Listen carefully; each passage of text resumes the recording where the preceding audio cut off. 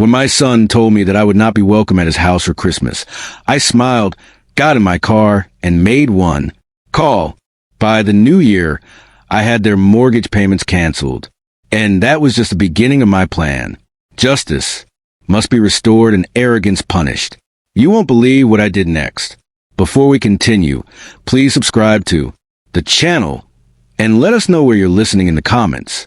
I could make my famous turkey this year, I said, settling deeper into Ryan's leather couch, the one with the sage stuffing your mother used to love. Remember how she'd always say it was better than her grandmother's?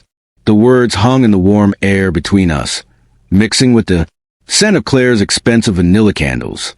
Ryan shifted beside me, his wedding ring catching the light from their 12 OOT Christmas tree.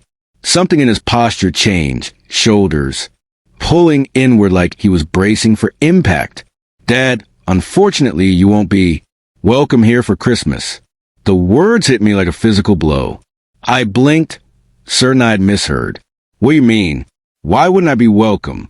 Ryan couldn't meet my eyes, his gaze fixed on the marble coffee table, the one-eyed. Helped him pick out last spring, when Claire decided her old furniture wasn't sophisticated enough. Claire's parents are coming, and they'd prefer if you weren't here. My hands went cold. They'd prefer. It's just easier this way, Dad. You know how our family is about traditions. They have their own way of doing things. His voice got smaller with each word, like he was shrinking inside himself.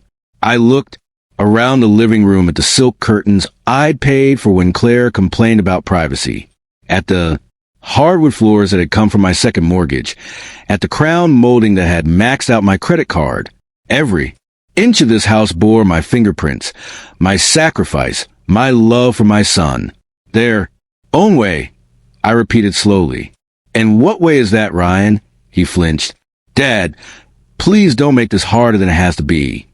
Through the kitchen archway, I could see Claire's new KitchenAid mixer, the professional grade one she'd insisted she needed for her holiday baking phase that lasted exactly 3 weeks. $2,000 of my money sitting there, probably used twice since October. Where will I spend Christmas? Then, the question came out quieter than I intended. Ryan's face crumbled. Maybe you could, I don't know, maybe visit Aunt Lila, or we could do something the weekend after. The weekend after. Like Christmas was just another appointment that could be rescheduled for convenience. I stood up, my knees protesting after 8 years of carrying this burden alone. I see, Dad. Wait, but I was already moving toward the door, past the family photos, where my face grew smaller and more distant in each frame, past the coat closet that held Claire's 1,000 jackets. My hand found the door knob solid and cold under my palm. Son, I said without turning around. Tell Claire's parents, I said. Feliz Navidad. The December air hit my face like a slap as I walked toward my truck. Behind me, I heard Ryan call my name once, then the soft click of the door closing. Final absolute. I sat in the driver's seat for a moment, engine off, watching the Christmas lights twinkle in the windows of houses I'd never be welcome in. My phone buzzed. Probably Ryan wanted to smooth things over with empty promises and guilt. I didn't answer. Instead, I turned the key and drove into the darkness, leaving behind the warm glow of the house I bought but would never belong in. The heater hummed against the December cold as I navigated the familiar streets toward home. South, ridge sprawled around me, every neighborhood corner holding memories of the man I used to be, the one who believed family meant everything, who'd give his last dollar to see his son smile. That man was a fool. I stopped at the red light on 32nd and Laurel, watching a young father load Christmas presents into his SUV. His kids press, their faces against the window, breath fogging the glass with excitement. Once, upon a time, that had been Ryan and me. Before Claire, before I became nothing more than a walking ATM with inconvenient emotions, the numbers started rolling through my head like a broken slot machine. $2,800. Every month for 5 years. My calculator had given up trying to make sense of it last spring when I finally Added up the total. $140,000. More money than Evelyn and I had saved for our entire retirement.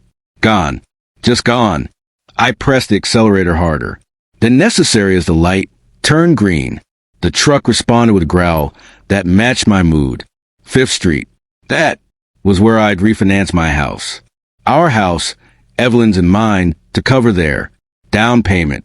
The loan officer had looked at me with pity I hadn't recognized at the time. Mr. Bennett. You sure about this? You're putting a lot at risk for someone else's investment. Someone else's investment? Not my son's future, not my family's security. Someone else's investment. Lincoln Avenue, the bank where I had taken out a second mortgage when Ryan lost his job 2 years ago. Just temporary, Dad. Just until I get back on my feet. Claire had stood behind him, $700 purse slung over her shoulder, nodding sympathetically while mentally calculating how much my desperation was worth. Nothing. As it turned out, my desperation was worth nothing to them.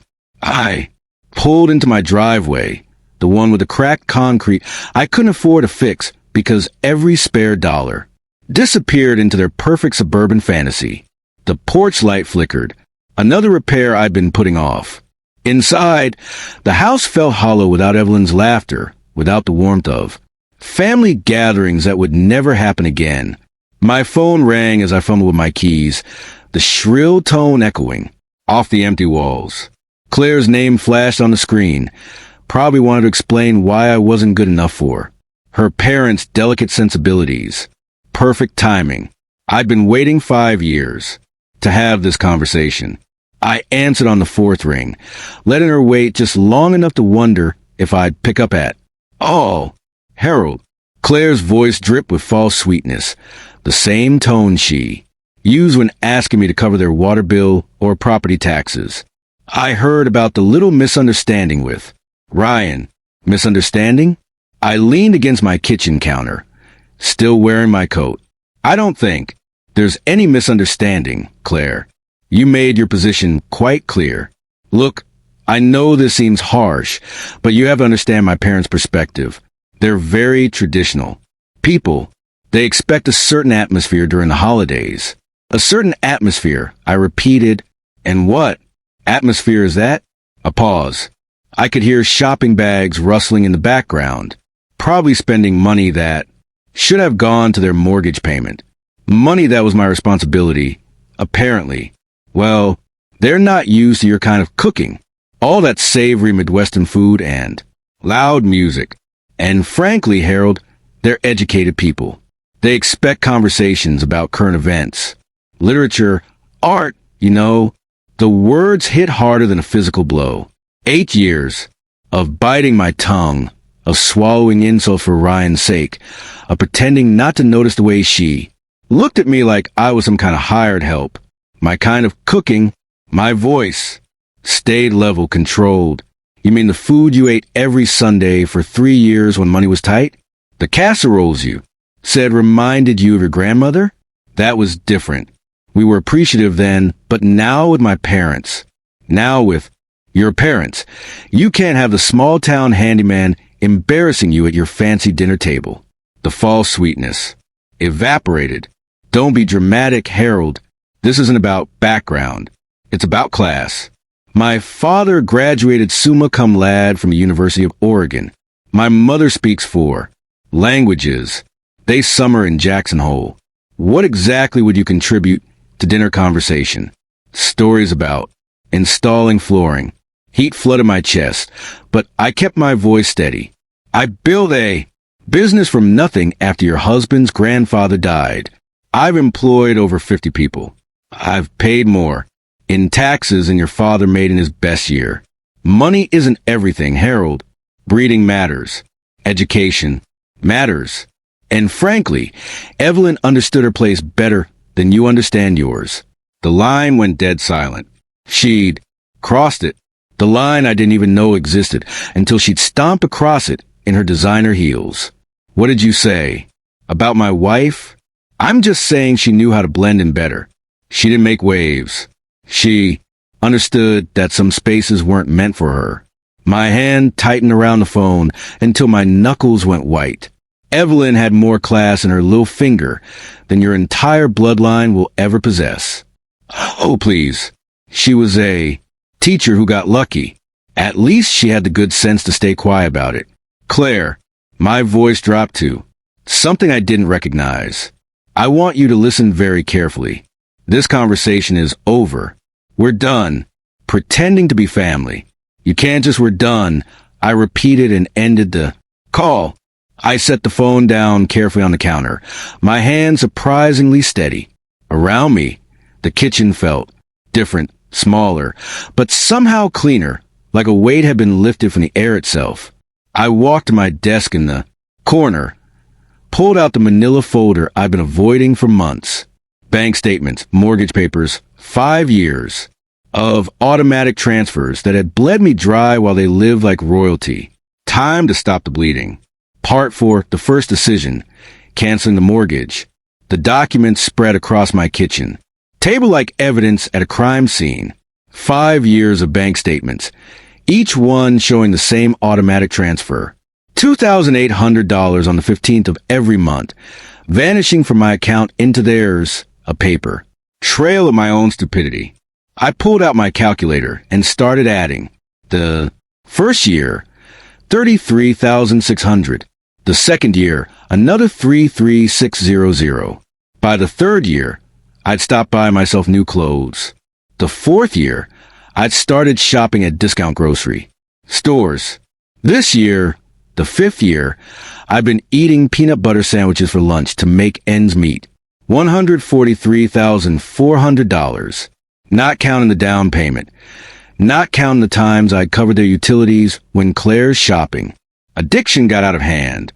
Not counting the new roof, the landscaping, the furniture that was essential for their lifestyle. I sat back in my chair looking at the numbers until they blurred. Evelyn's life insurance money, my retirement savings, the college fund. We'd started for grandchildren I'd apparently never be allowed to see. All of it gone. Poured into a house where I wasn't welcome for Christmas dinner. I reached for my phone, scrolled through my contacts until I found the number 4. My bank. The automated system offered me options in English and Spanish. How thoughtful. How accommodating to people like me. Customer service. This is Jennifer. How can I help you today? I need to cancel an automatic transfer, I said, my voice steadier than it had been in years. Certainly, sir. I'll need your account number and some verification information. I rattled off the numbers, watched her type in the background. Professional, efficient, no judgment about why a 63-year-old man was canceling payments to what was probably his son's mortgage. I see the transfer you're referring to, Mr. Bennett. $2,800. Monthly to Wells Fargo. Account ending in 7423. How long have you been making this? Transfer? 5 years. The words tasted bitter. And you want to cancel it effective immediately? I looked around. My kitchen at the outdated appliances I couldn't afford to replace. At the walls that needed painting, at the windows that leaked cold air because I'd spent my home improvement money on someone else's castle. Effective immediately, I confirmed. Done. The transfer has been canceled. Is there anything else I can help you with today? No, I said, surprising myself with how good the word felt. No, that's everything. I hung up and sat in the sudden quiet of my house. Outside, December darkness was settling over Boise. Christmas lights twinkling. In windows where families gather without conditions, without judgment, without the need to hide who they were. For the first time in 5 years, next month's budget would balance. For the first time since Evelyn died, I could afford to fix my porch light, buy decent groceries, maybe even take a vacation. I gathered up the bank statements, the mortgage papers, all the evidence of my generosity. Then I walked to my fireplace, struck a match, and watched 5 years of martyrdom turn to ash. The fire felt warm on my face, warmer than I've felt in years. My phone buzzed with a text message, probably Ryan wanting to apologize or Claire needing money for something essential like new throw pillows. I didn't check it. Instead, I poured myself a glass of the good whiskey, the bottle I'd been saving for a special occasion that never seemed to come. Tonight felt special. Enough. I raised my glass to the empty room, to Evelyn's photo on the mantel, to the man I used to be and the man I was becoming. Merry Christmas to me, I said, and meant it. Part 5. Claire's Provocation. The next morning arrived crisp and clear. December sunlight streaming through my kitchen windows as I nursed my second cup of coffee. For the first time in years, I wasn't calculating how much money would disappear from my account in 3 days. The freedom tasted better than the Colombian blend I'd finally allowed myself to buy. My phone rang at exactly 10:47 a.m. Claire's name flashed on the screen like a warning label. Harold. Her voice carried that familiar tone of barely concealed impatience.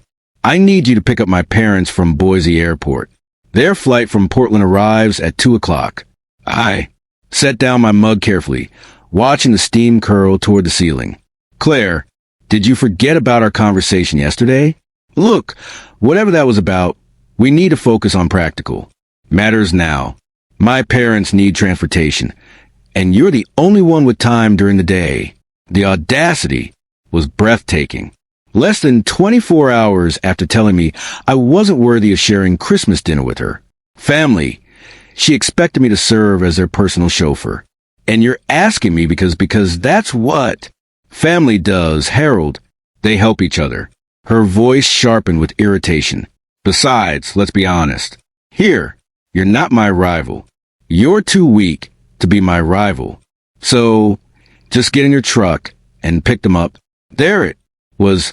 The final insult wrapped in a command. What airline? I asked quietly. Alaska Air Flight 447. They'll be at baggage claim carousel 3. And Harold, they're expecting someone who can handle their luggage properly. Don't embarrass us. I could hear her nails tapping against something hard. Probably her granite countertop, the one I paid, for when she decided laminate wasn't suitable for her dinner parties. Of course, I said, I'll take care of everything. Good. And wear something decent. Maybe that blue shirt you wore to Ryan's graduation. They noticed. Things like that. The line went dead. She hadn't even said thank you. I sat back in my chair, looking at my phones. Blank screen. 2 o'clock, Flight 447, baggage claim, carousel 3. I glanced at the wall. Clock above my sink. 10:52 a.m. Plenty of time. I poured myself another cup of coffee, added an extra spoonful of sugar, and opened yesterday's newspaper to the crossword puzzle I hadn't finished. 7 across. Delayed gratification. 12 letters. The answer would come to me. Eventually. Part 6. The airport trap. At 2:15 p.m., I was settling into my favorite armchair with a fresh cup of Earl Grey and the Idaho Statesman Sunday edition. The crossword from yesterday lay completed on my coffee table. Delayed gratification had been postponement. My phone buzzed against the wooden surface. Claire's name again. I let it ring. The December sun slanted through my living room windows, warming the space where I'd spent so many lonely evenings counting the cost of my generosity. Today, the silence felt different, earned intentional. 2:47 p.m. The phone buzzed again. This time, I could see the preview of her text. Dad, where are you? My parents are. I turned, the phone face down, and returned to the sports section. The Broncos had lost again. Some things never changed. By 3:30, my phone had buzzed 6 times. I'd finished a newspaper, brewed a second pot of tea, and started organizing the junk drawer of my kitchen table. Amazing what you could accomplish when you weren't rushing around serving people who considered you their personal bellhop. The 7th call came at 3:45. Instead of Claire's name, I saw a known number. Probably her parents borrowed someone's phone at the airport. I let that one ring. 2. Outside, a neighbor was hanging Christmas lights on his porch, his children running around. The yard with a manic energy that only December afternoons could bring. Normal families doing normal things. No one was stranded anywhere, waiting for someone who would never come. 4:15 p.m. My phone started ringing and didn't stop. Claire, then the unknown number, then Claire again. The buzzing became constant, like an angry wasp trapped against glass. I walked to my kitchen and unplugged my landline from the wall. Then I turned my cell phone completely off. Perfect silence. I made myself a grilled cheese sandwich and heated up a can of tomato soup. Comfort food I hadn't allowed myself in months, because every grocery dollar had gone toward making ends meet while subsidizing their lifestyle. The cheese melted perfectly. Golden. The soup steamed in my favorite mug. Outside, the winter sun was already starting to set, casting long shadows across my backyard. Somewhere across town, 3 people were probably standing in an airport parking garage, arguing about taxi fare and wondering how their personal servant had the audacity to strand them. The thought made my soup taste even better. By 5 p.m., I'd eaten dinner, loaded my dishwasher, and was considering what movie to watch. It had been years since I'd had an entire evening to myself without worrying about emergency calls for money or last-minute favors. I was reaching for the remote when someone started pounding on my front door. Not knocking, pounding, the kind of aggressive hammering that rattled the frame and announced pure fury. I set down my tea and walked slowly toward the sound, already knowing exactly who I'd find on the other side. The pounding intensified as I approached the door, each blow more violent than the last. Through the peephole, I could see 3 figures crowded on my small porch like wolves circling prey. I opened the door to find Douglas Lawson's red face inches from mine. "What the hell is wrong with you?" he shouted, pushing past me into my living room without invitation. We waited at that goddamn airport for over 3 hours. Meredith followed him, her usually perfect hair disheveled, her lips pressed into a thin line of pure hatred. This is completely unacceptable behavior from someone your age, Harold. Absolutely barbaric. Claire brought up the rear, her designer coat wrinkled, her makeup smeared. "You humiliated us. Do you have any idea what you've done? My parents had to take a $40 taxi because you decided to get out of my house." My voice cut through their chorus of rage like a blade through silk. They stopped mid-rant, shocked by the steel. In my tone, "Excuse me." Douglas's face went from red to purple. "You don't get to make demands here, buddy. Not after what you pulled today. This is my house," I said quietly, not moving from my position by the door, "and I want you out now." Meredith stepped forward, her voice dripping with the kind of condescension she perfected over decades of looking down on people like me. "Harold, you clearly don't understand the magnitude of your mistake. My husband has connections throughout the city. Business connections, social connections. You can't treat people like us this way and expect this was a lesson for you." I interrupted, meeting her gaze steadily. "A lesson about your excessive arrogance and your poor treatment of people you consider beneath you." Claire's mouth fell open. "A lesson? Who do you think you are to teach anyone anything? You're nobody. You're someone who finally stopped being your personal bank account and taxi service." I stepped aside and held the door open, wider. "The lesson is over. You can leave." Douglas jabbed a finger toward my chest, but didn't quite dare touch me. "You have no idea who you're messing with, old man. I've been in this town longer than you've been breathing its air. I know people, important people, people who can make your life very, very difficult." "Is that a threat, Mr. Lawson?" "It's a promise." His voice dropped to a menacing whisper. "You think abandoning elderly people at an airport is just something you can do without consequences? You're about to learn exactly how wrong you are." Meredith nodded, her smile sharp enough to cut glass. "Indeed, actions have consequences, Harold, and yours will be quite public." Claire grabbed her father's arm. "Daddy, let's just go. This pathetic old man isn't worth our time." They filed out of my house like a defeated army, but Douglas turned back at the threshold. "You'll regret this," he said, I guarantee it. I closed the door behind them and turned the deadbolt with a satisfying click. Through the window, I watched them pile into their rental car, still arguing among themselves as they drove away into the December darkness. The house felt cleaner with them gone, as if their presence had left, a stain that was only now lifting. But their parting words echoed in the sudden quiet. Public consequences, important. People, connections. I walked back to my living room and picked up my tea, still, warm in its mug. For the first time in this whole mess, I felt something that might have been concern, but it was overwhelmed by something much stronger, anticipation. 3 days later, I was enjoying my morning coffee and scanning the Idaho Statesman when I saw my own face staring back at me from page 3. The headline read, "Boise businessman abandons elderly couple at airport during holiday. Storm." My hands went still around the coffee mug. There I was in black and white, an old photo from my company's website, probably 5 years out of date. Below it, a story that made my blood run cold and my temper flare in equal measure. Douglas and Meredith Lawson, visiting their daughter for Christmas, were left stranded at Boise International Airport for over 4 hours Sunday when family member Harold Bennett failed to appear for a prearranged pickup.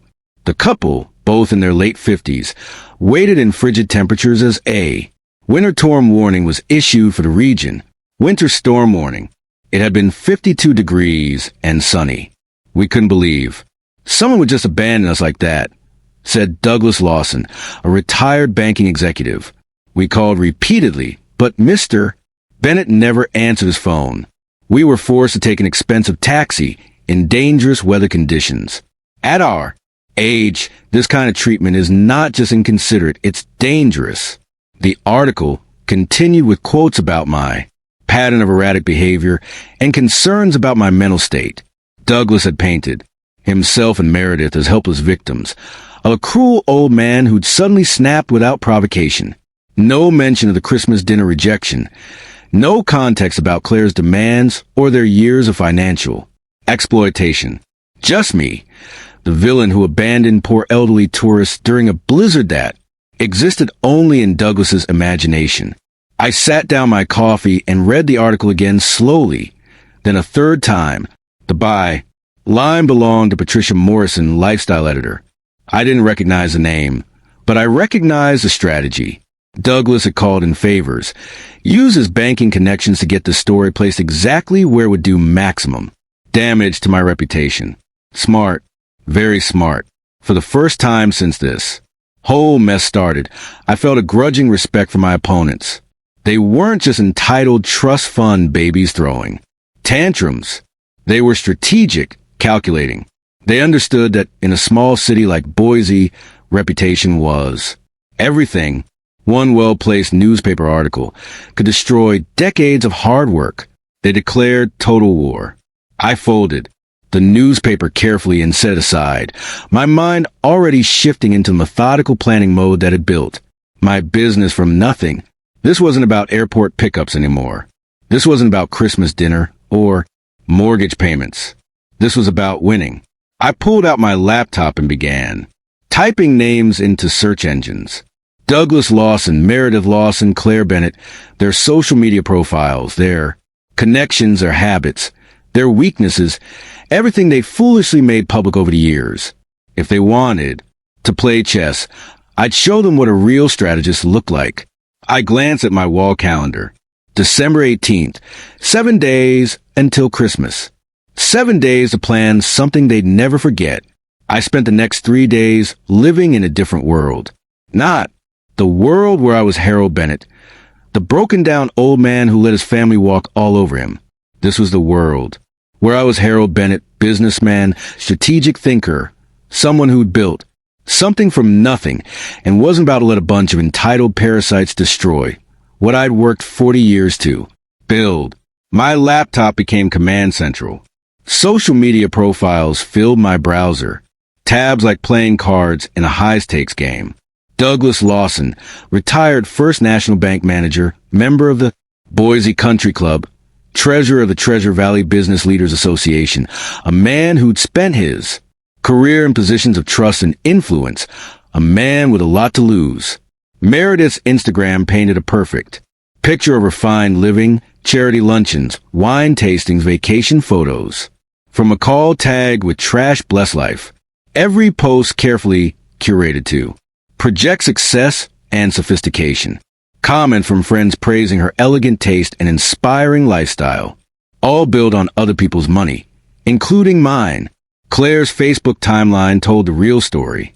Posts about our beautiful home with photos of the kitchen I'd paid for, check-ins at expensive restaurants during the months when I'd covered their utility bills. A status update from last week. So excited for Christmas dinner with family.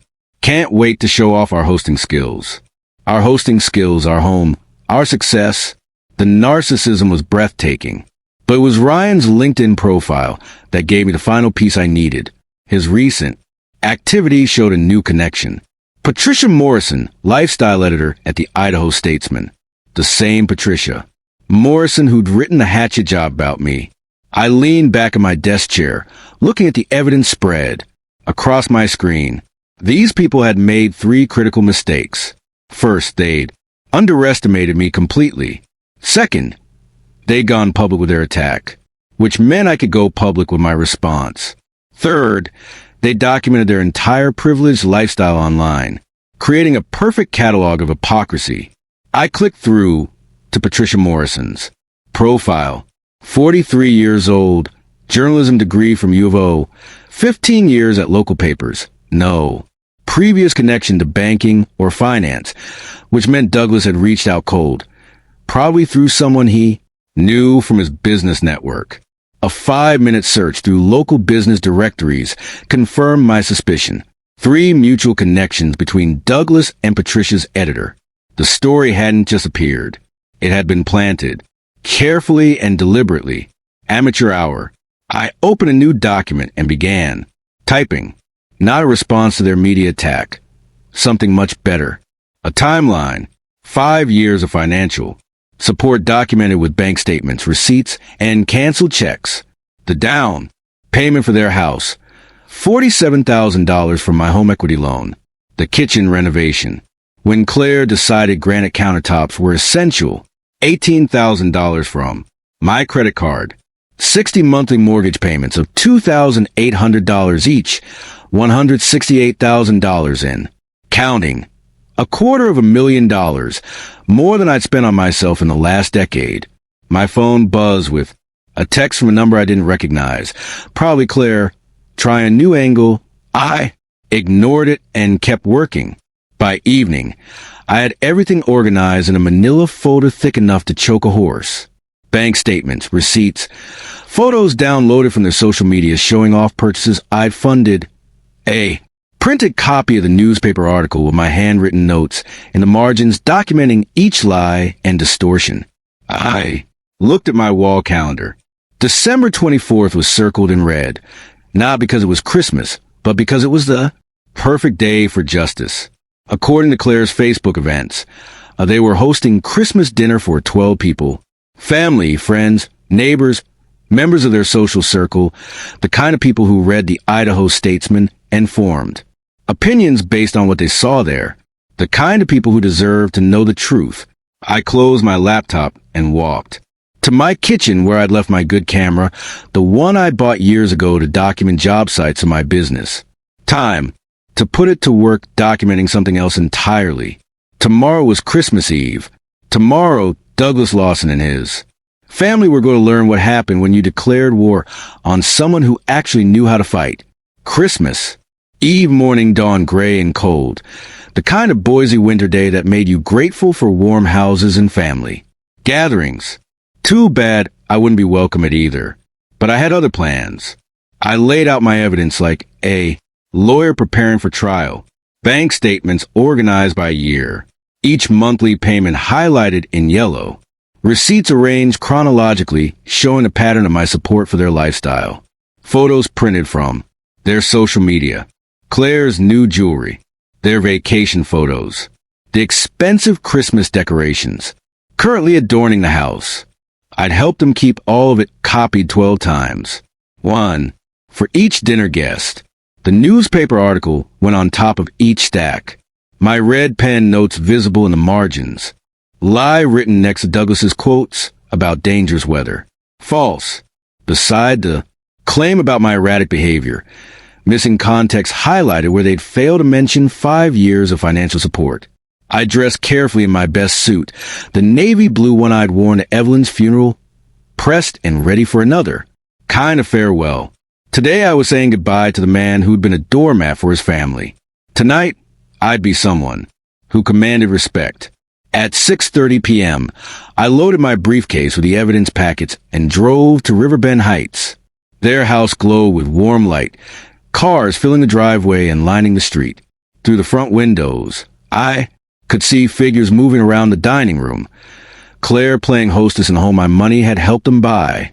I parked across the street and checked my watch. 6:45, perfect timing. Late enough that everyone would be seated for dinner. Early enough that they'd still be on the main course. No easy escape. For anyone, the front door was unlocked. Of course it was. Claire loved to show off how safe their neighborhood was, how they didn't need to worry about security, like people in rougher areas. I let myself in quietly, the warm air hitting my face along with the sounds of laughter and conversation from the dining room. And then Meredith said, "But darling, that's not how we do things in our family." Someone was saying, followed by more laughter. Our family, after everything they'd done to exclude me from it. I walked into the dining room carrying my briefcase, 12 faces turning toward me with expressions, ranging from surprise to horror. Claire froze with her wine glass halfway to her lips. Ryan's face went pale. Douglas and Meredith looked like they'd seen a ghost. "Good evening, everyone," I said calmly, setting my briefcase on their marble sideboard. "I hope you don't mind me joining your Christmas celebration." Claire found her voice first. "Harold, this is completely inappropriate. You need to leave immediately." "Actually," I said, opening my briefcase and pulling out the first stack of papers, "I think your guests deserve to know who really paid for this dinner, this house, and this lifestyle you've been showing off." A woman I didn't recognize, probably one of Meredith's charity friends, leaned forward with curiosity. "What is he talking about?" "Claire, he's having some kind of episode." Claire said quickly, "Ryan, call someone." But I was already moving around the table, placing a packet of documents in front of each guest. "Here are the bank records," I said conversationally. 5 years of financial support, $168,000. In mortgage payments alone, plus the down payment, renovations, furniture, appliances, everything you see around you. The room went silent except for the rustling of papers as 12 people began examining the evidence.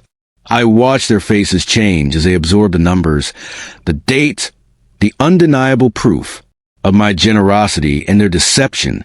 "This is," one man started, then stopped, staring at a bank statement. "Outrageous," finished the woman across from him. "Claire, why didn't you tell us any of this?" Claire's perfect composure was cracking. "It's more complicated than it looks. Harold volunteered to help us. We never asked." "Actually," I interrupted, pulling out the newspaper article. "Let's talk about what you did ask for and what you told the media about me." The temperature in the room seemed to drop 10 degrees.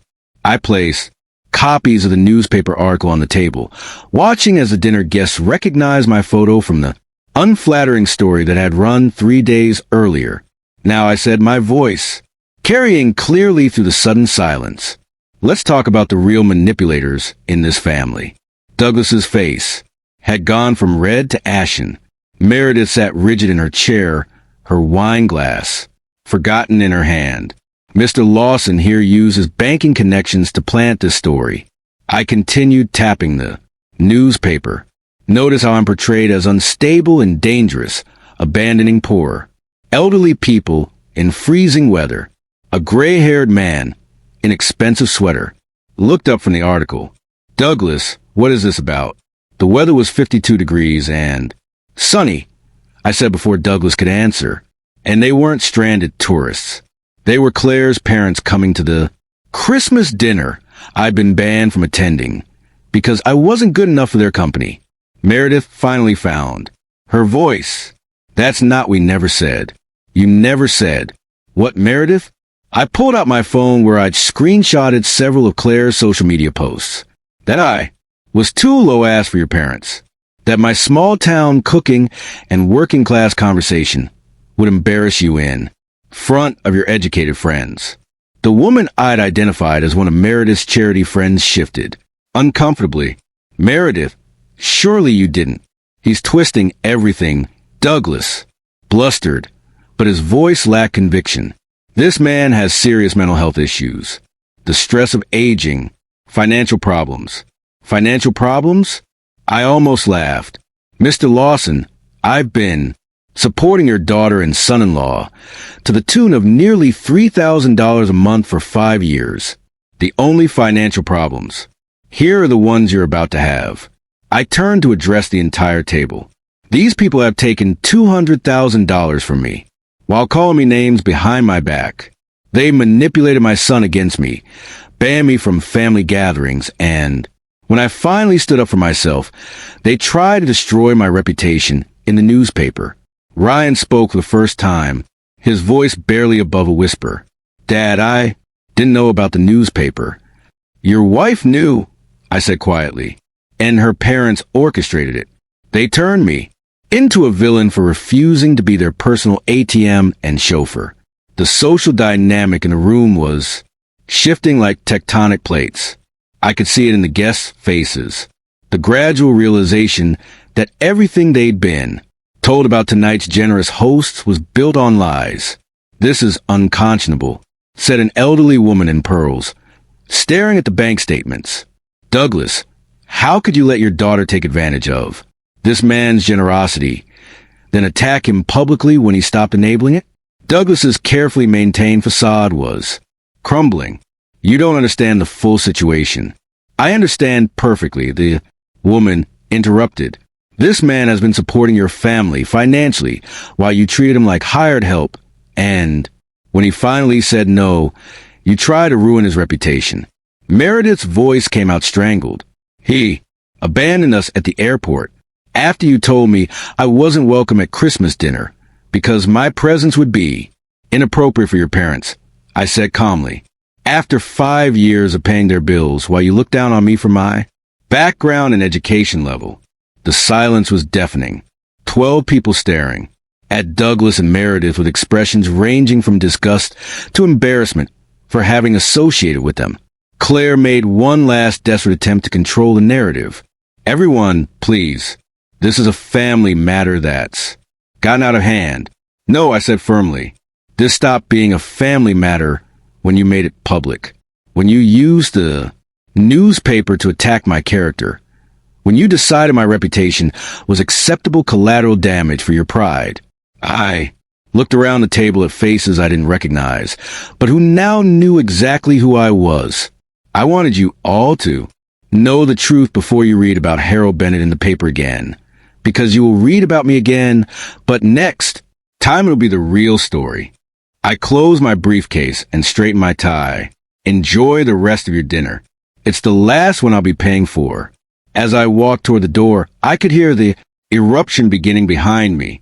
Voices raised in accusation. Questions demanding answers. The sound of a carefully constructed social facade falling apart. It was the most beautiful Christmas music I'd ever heard. The letter arrived on a Tuesday morning in March, delivered by certified mail, with the weight of legal consequences behind. Every word. I signed for it at my front door, noting how the spring air smelled, of new growth and possibility, instead of the winter desperation that had marked those dark December days. Notice of default. The envelope read, final demand for payment. Inside 3 months of missed mortgage payments had caught up with Ryan and Claire like a tsunami of reality. $8,400 in arrears 14 days to bring the account current or face foreclosure. Proceedings on the house I'd helped them buy. I set the letter aside and returned to my coffee, reading it the way you'd read news about distant weather. Interesting, but not your problem anymore. My phone had been ringing for weeks with increasingly desperate calls. Claire's number blocked after the first hysterical voicemail. Douglas and Meredith, whose social standing in Boise had evaporated like morning mist after their Christmas dinner. Humiliation.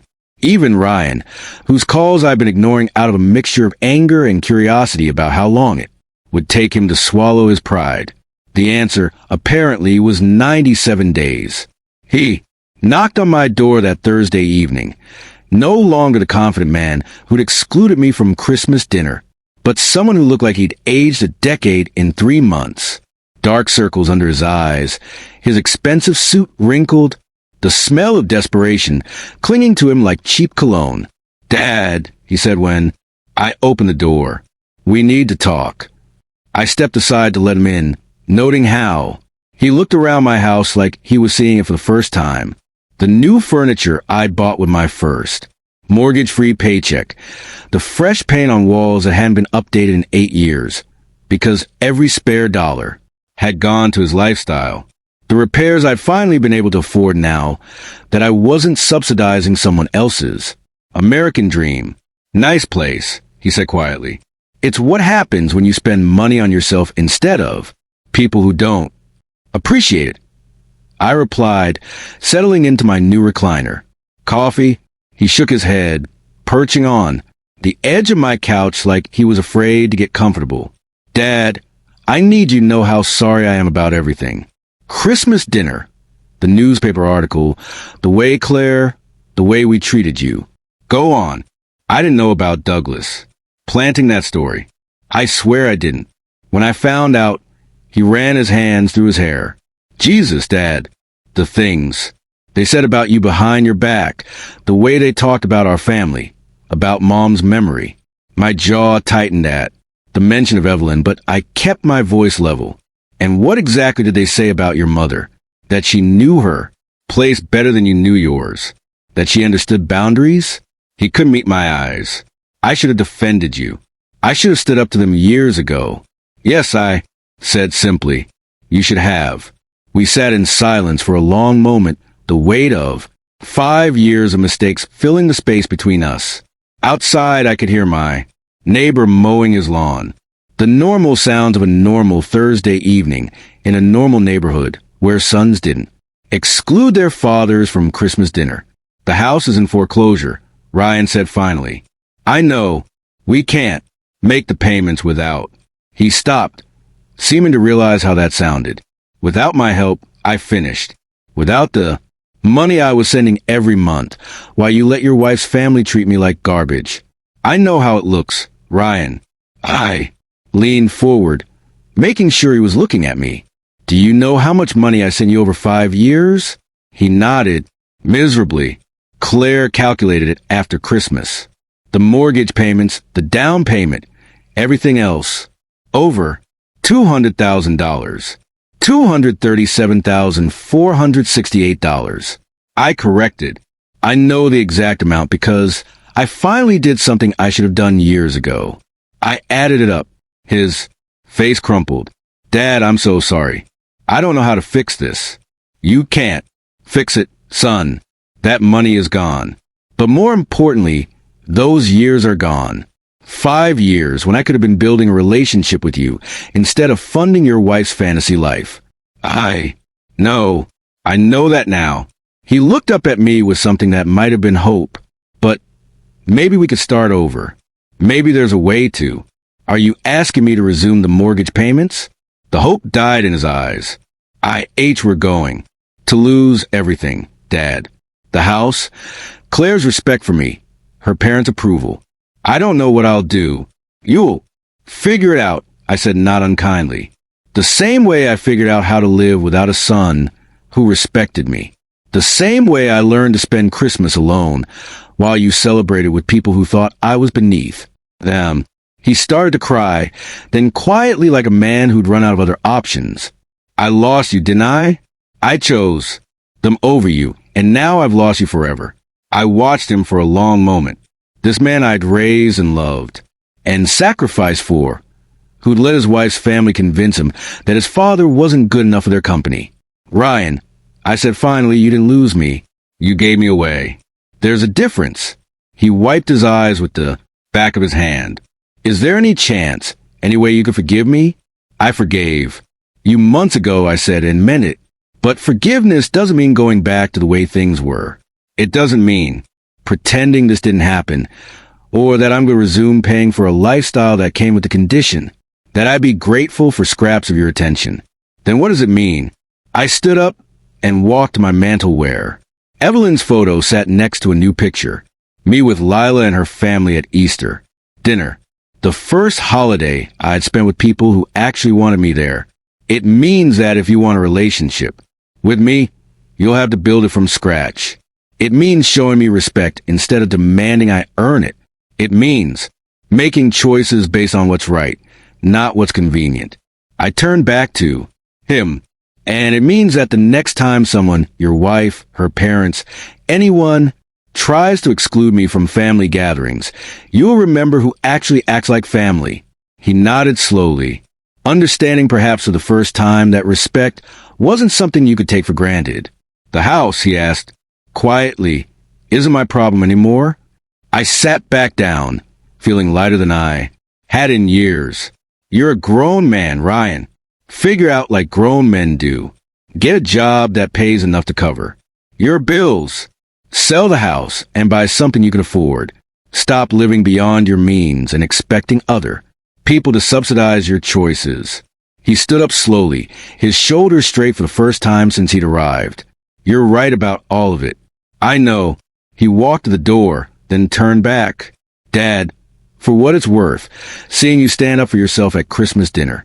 I was proud of you, embarrassed, and angry but proud, too. Good, I said. Maybe there's hope for you yet. After he left, I poured myself a glass of the good whiskey and stepped onto my back porch. Spring was coming to Boise, the trees beginning to bud, the air warming with promise.